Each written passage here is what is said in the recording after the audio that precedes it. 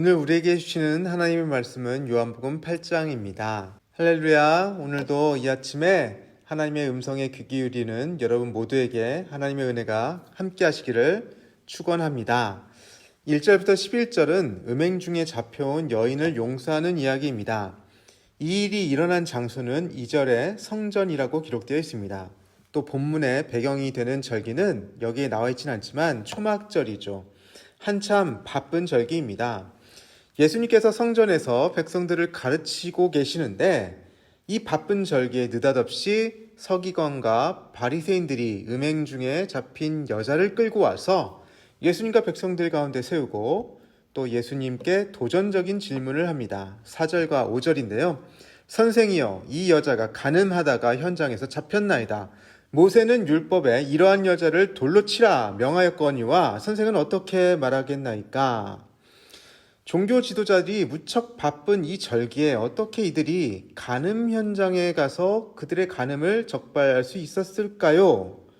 뭔가 의도적인 느낌이 듭니다. 의도성이 도사리고 있는 것 같습니다. 6절 전반절에 이렇게 되어 있습니다. 그들이 이렇게 말함은 고발할 조건을 얻고자 하여 예수를 시험함이라. 이들 종교 지도자들은 정말 궁금해서 질문을 하고 있지 않다는 것이죠. 질문의 목적은 예수님을 고발할 구실을 찾는 것이었습니다. 그러니 이것은 당시 권력을 행사했던 종교 지도자들이 계획적으로 예수님을 곤란하게 하려고 모의하고 실행했음을 생각할 수 있게 하는 것이죠. 이상한 점이 또 하나 있습니다. 간음은 필시 둘이 해야 하는 것입니다. 상대 파트너인 남자는 어디에 있습니까? 만약 이 간음을 한 사건마저 어떤 남성을 고용하여 일으킨 일이라면, 그래서 예수님을 곤란하게 만들려고 의도된 기획이었다면 여성도 그 간음한 사실을 분명하게 잘못한 것은 맞지만 종교 지도자들이 파놓은 덫에 걸린 또 하나의 피해자일 수도 있음을 우리는 유추해 볼 수가 있습니다. 우리는 어디까지나 이것이 진실인지 정확히 알 수는 없지만 분명한 것은 예수님도 여인도 지금 위험한 상황에 처해 있다는 것이죠. 예수님이 까딱 잘못 대답했다가는 종교 지도자들의 덫에 걸리고 말 것입니다. 또 예수님이 어떻게 대답하느냐에 따라서 여인은 목숨을 잃을 수도 있습니다. 이제 우리는 본문에서 예수님의 대답을 궁금해할 수밖에 없습니다. 예수님은 어떻게 대답하시는가? 6절 하반절을 함께 읽어보겠습니다. 예수께서 몸을 굽히사 손가락으로 땅에 쓰시니. 예수님은 일단 그 상황에서 즉답을 하지 않으십니다. 예와 아니요, 이 두 대답 중에 어떤 대답도 지금 당장 종교 지도자들과 모인 백성들을 만족시킬 수 없음을 알고 계십니다. 그래서 예수님은 얼마간 대답을 하지 않으십니다. 오히려 몸을 굽히시고 손가락으로 땅에 뭔가를 쓰십니다. 사람들은 예수님의 예와 아니요의 대답을 기다리고 있었을 것입니다. 그런데 전혀 엉뚱한 예수님의 행동에 이들은 적잖이 당황하기도 하고 예수님께서 뭐 하시는 거지 궁금도 했을 것입니다. 모두가 예수님이 뭔가를 쓰시는 행동에 주목을 하고 있습니다. 그러면서 7절에서는 그들이 묻는 것을 그만두었다라고 되어 있죠. 예수님께서는 분위기가 이제 바뀌었다라고 생각을 하셨는지 일어나셔서 사람들에게 이르십니다. 너희 중에 죄 없는 자가 먼저 돌로 치라. 그리고 나서 또다시 몸을 굽혀 손가락으로 땅에 뭔가를 쓰셨습니다. 혹자는 예수님께서 그곳에 있는 사람들의 이름과 제목록을 하나하나씩 써나가셨을 것이다 라고 상상을 얘기하기도 합니다.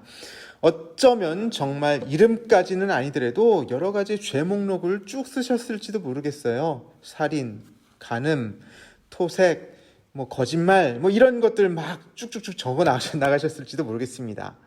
9절에서 결과적으로 그 땅에 무엇을 적으셨는지 모르겠지만 예수님의 말씀을 들은 사람들이 양심의 가책을 느꼈다라고 말씀하고 있습니다.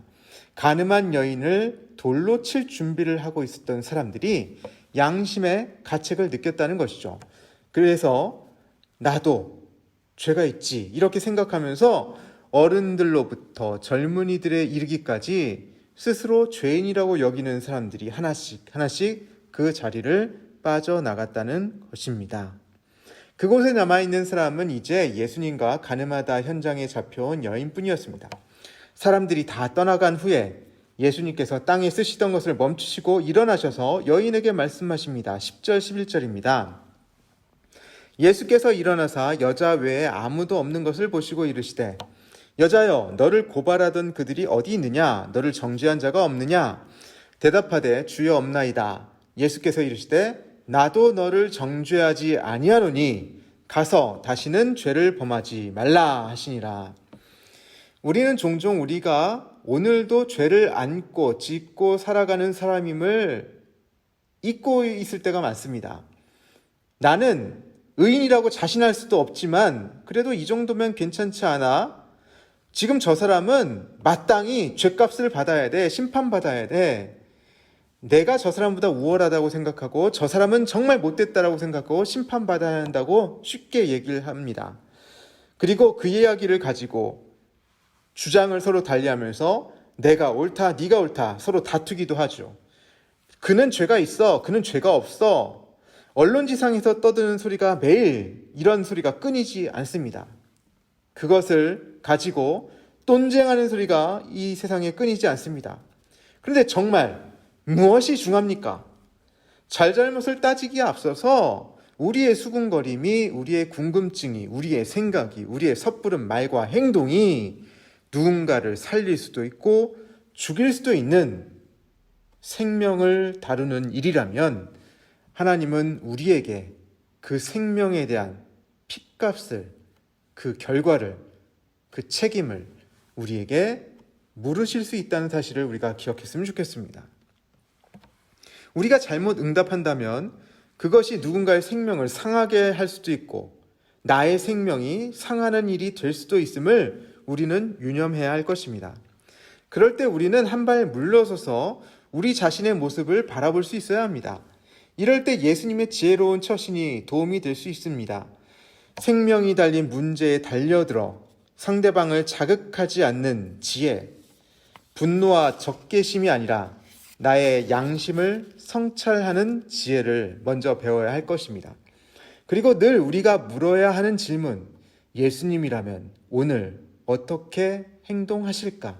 이 질문을 우리에게 스스로 물었으면 좋겠습니다. 그러면서 오늘 나의 양심은 제대로 작동하고 있는가를 살펴보는 것이죠. 온전한 영성을 추구하는 사람은 오늘의 비양심을 선택할 수 없습니다. 수단과 방법을 가리지 않고 나의 목적을 위해서 거짓말도 서슴지 않는 행동은 이단의 전형적인 모습입니다.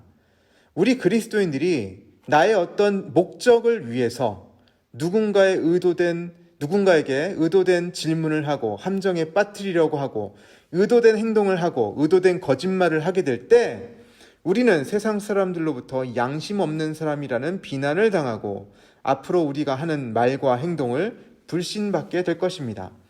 예수님은 우리가 무언가를 말하고 행동하기에 앞서서 그것이 하나님이 기뻐하시는 일인지를 자문하게 하시는 것입니다. 그리고 나서 예수님은 자신을 가리켜 세상의 빛이라고 말씀하십니다. 12절부터 이후의 말씀인데요. 12절에서 예수님은 나는 세상의 빛이다. 세상의 빛이니 라고 말씀하시죠. 나를 따르는 자는 생명의 빛을 얻으리라 말씀하십니다. 우리는 마태복음 5장 14절에서 예수님께서 제자들에게 너희는 세상의 빛이다 라고 말씀하십니다. 이렇게 예수님께서 제자들에게 너희는 세상의 빛이다라고 말씀하시기에 우리는 예수님이 빛이시고 제자들은 그 생명의 빛을 얻은 존재로서 세상으로 파송된 세상의 빛임을 우리가 알 수가 있습니다. 밤하늘의 달과 별은 스스로 빛나는 발광체는 아니지만 태양 빛을 받고 반사하며 빛을 냅니다.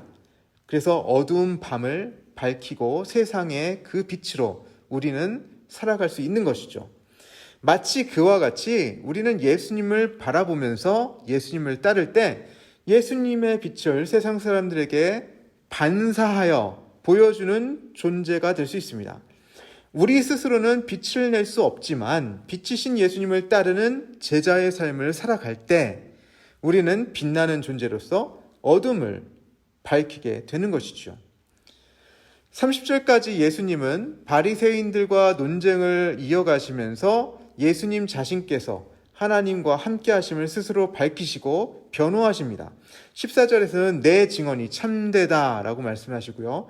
18절에서는 나를 보내신 하나님도, 나를 보내신 아버지도 나를 위하여 증언하신다 라고 말씀하십니다. 25절에서는 나는 처음부터 너희에게 말하여 온 자라고 말씀하시고요. 29절에서는 나를 보내신 이가 나와 함께 하시도다. 나는 항상 그가 기뻐하시는 일을 행함으로 나를 혼자 두지 아니하셨느니라 라고 말씀하십니다.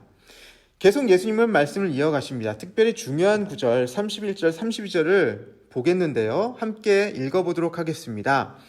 31절, 32절입니다. 그러므로 예수께서 자기를 믿은 유대인들에게 이르시되 너희가 내 말에 거하면 참으로 내 제자가 되고 진리를 알지니 진리가 너희를 자유롭게 하리라. 아멘.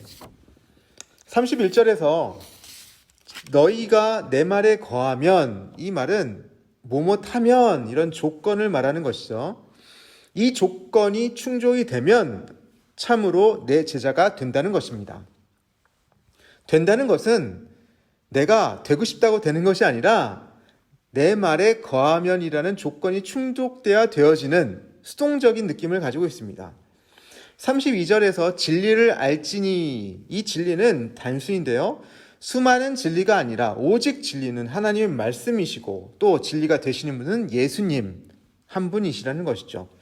그래서 예수님은 우리에게 도전하십니다. 진리를 알지니 진리가 너희를 자유롭게 하리라. 우리가 진리를 알면 진리가 우리를 자유롭게 하신다는 것입니다. 다시 이 구절을 살펴보겠습니다. 여러분은 어떤 단어에 가장 눈길이 가십니까? 자유이실 수도 있고 진리이실 수도 있고요. 거하라, 제자, 여러 가지가 있을 수 있습니다. 누가 말씀하십니까? 예수님이 말씀하시죠. 누구에게 말씀하십니까? 유대인들에게 말씀하십니다. 예수님을 믿은 유대인들에게, 복음을 들었던 유대인들에게 말씀하십니다. 무엇을 요청하십니까? 예수님의 말씀에 거하라고 요청하십니다. 왜 그렇게 요청하실까요? 예수님의 제자가 된다는 것이죠. 그 결과는 무엇인가? 진리를 알게 되고 진리가 사람들을 자유롭게 할 것이라는 것입니다. 이것은 예수님께서 예수님을 믿은 유대인들에게 전하는 말씀이라고 말씀드렸습니다. 오늘도 살아계시는 하나님의 말씀은 동일하게 우리에게 이 말씀으로 우리에게 다가오고 계십니다. 저와 여러분들이 이 말씀을 듣고 오늘 나에게 하시는 말씀이라는 것을 고백할 수 있으면 좋겠습니다. 예수님은 유대인들과 우리에게 무엇을 요청하십니까? 말씀에 거라고 하십니다. 영어로는 이렇게 되어 있습니다. Continue in the revelation. 이 revelation이라는 말은 계시라는 뜻이에요. 계시된 말씀이신 예수님 안에 계속 거할 것을 우리에게 요청하시는 것입니다. 사도 요한은 요한복음 1장 14절 전반절에서 이렇게 소개합니다. 말씀이 육신이 되어 우리 가운데 거하심에.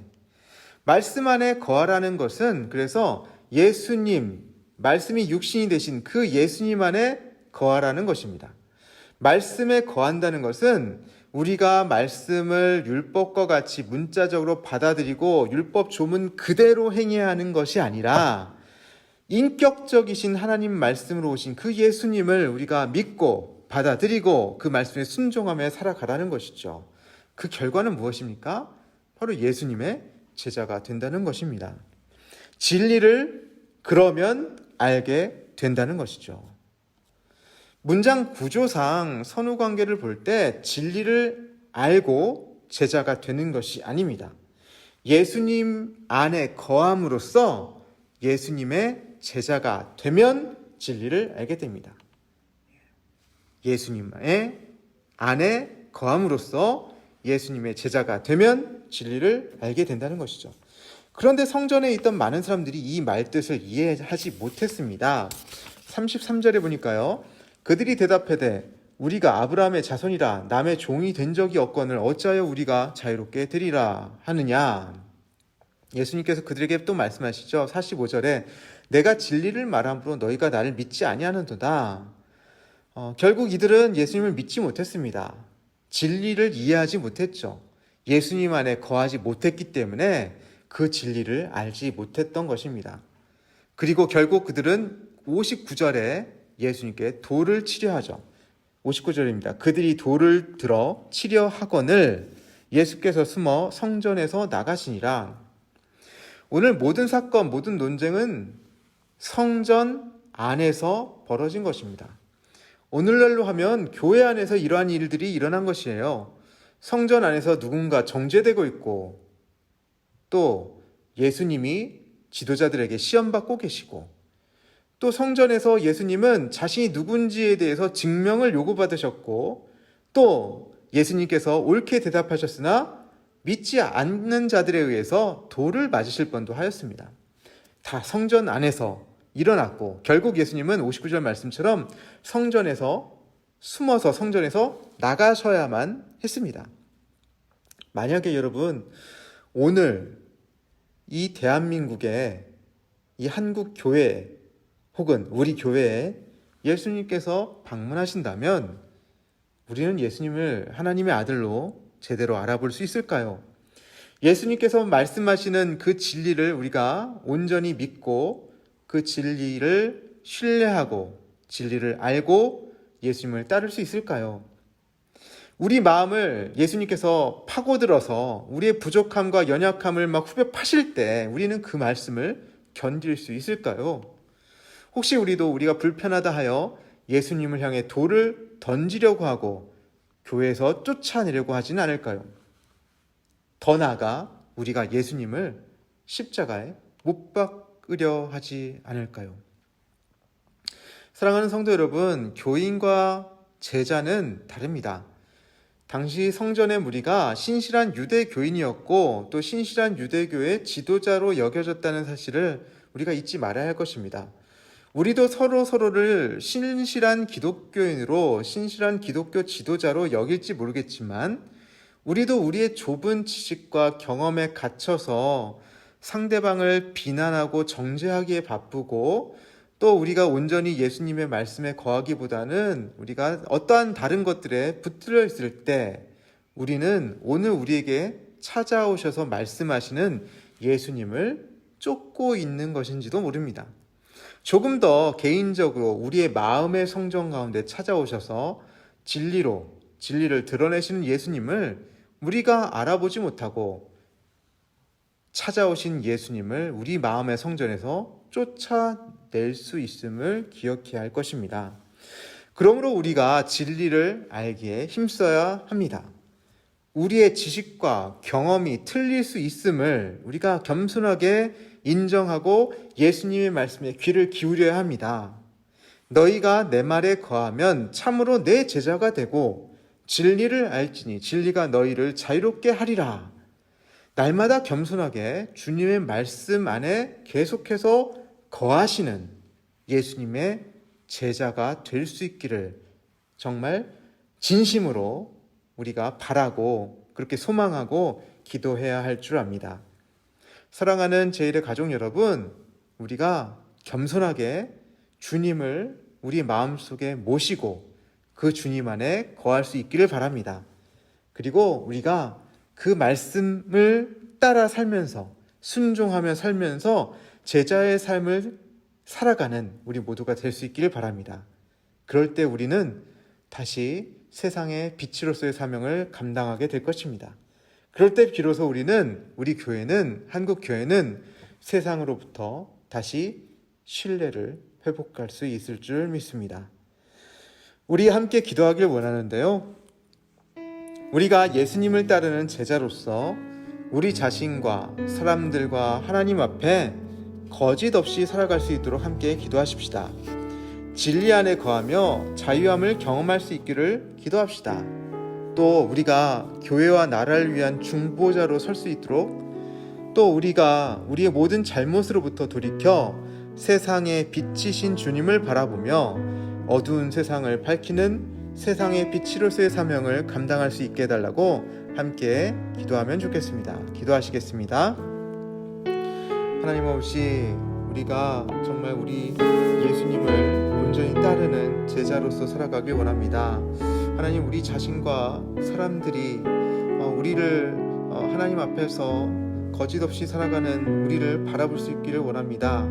하나님, 우리가 정말 세상 가운데서 살아가면서 하나님의 영광을 가리는 일이 얼마나 많은지요. 상대방을 미워하고 정죄하고 또 수군수군거리고 상대방을 죽이는 말을 서슴없이 뱉고 행동함으로써 하나님, 우리가 우리 자신의 영성을 해치고 또 우리 자신을 죽이고 다른 사람의 생명을 해하는 일을 수도 없이 함을 아버지 고백합니다. 용서하여 주시옵소서. 하나님, 진리 안에 거하며 예수님의 뜻이 무엇인지를 묻고 오늘을 살아가는 우리 모두가 될 수 있도록 도와주시옵소서. 또 그리하여서 이러한 그리스도인들이 우리 모두가 아버지 이 나라를 위해, 이 민족을 위해, 온 열방을 위해 기도할 수 있기를 원합니다. 분열되고 아파하고 서로 상처 주고 헐뜯는 이런 나라가 아니라, 이런 백성들이 아니라 하나님, 우리가 정말 서로를 위해 중보하고 서로를 세우고 생명을 살리는 일에 더욱더 힘을 쓸 수 있도록 도와주옵소서. 먼저 우리가 그런 일을 행하지 못하고 하나님, 세상에 짐이 되었던 것들을 회개합니다. 하나님, 우리가 모든 잘못으로 돌이켜 세상의 빛 대신 빛이신 주님을 바라보면서 주님을 우리 안에 모시고 어두운 세상을 밝히는 세상의 빛으로서의 사명, 제자의 사명을 잘 감당할 수 있도록 도와주시옵소서.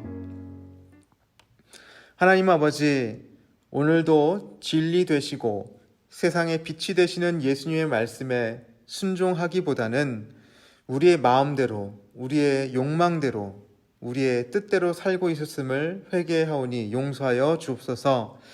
다시 한번 겸손하게 주님의 뜻을 구하게 하시고 예수님의 제자로서 세상의 어두움을 밝히는 사명을 온전히 잘 감당할 수 있도록 힘과 지혜와 능력을 허락하여 주옵소서. 한국교회가 세상 속에서 비난받고 또 정말 영향력을 잃어가고 있습니다. 세상 속에서 짐이 되지 않게 하여 주시고 다시금 겸손하게 세상을 섬김으로써 세상의 신뢰를 회복하고 세상의 선한 영향력을 펼칠 수 있도록 도우시옵소서. 코로나로 인하여 우리 가운데 지쳐있고 낙담하고 있는 모든 이들에게 하나님의 도우심을 허락하여 주시고 견딜 수 있는 힘과 지혜를 허락하여 주옵소서. 예수님의 이름으로 간절히 기도하옵나이다. 아멘.